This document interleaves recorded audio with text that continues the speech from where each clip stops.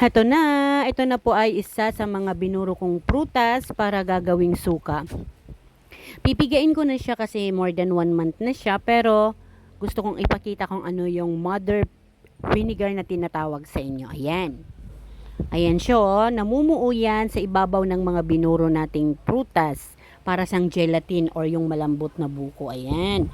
Ang sabi ng friend ko na nagturo sa akin ay kailangan kong itabi yan kasi magagamit ko pa in the future kapag gusto ko pang gumawa ng suka. And of course naman, itatabi ko yan kasi marami pang gagawing suka. Marami pang prutas na binibigay yung hipag ko, yun gagawin ko na lang na suka. Shout out to my hipag. Ayan na yung mga ibang prutas na binibigay mo. Ginawa ko ng suka. And take note, hindi po yan pang benta, is pang sarili lang po namin yan. Ayan.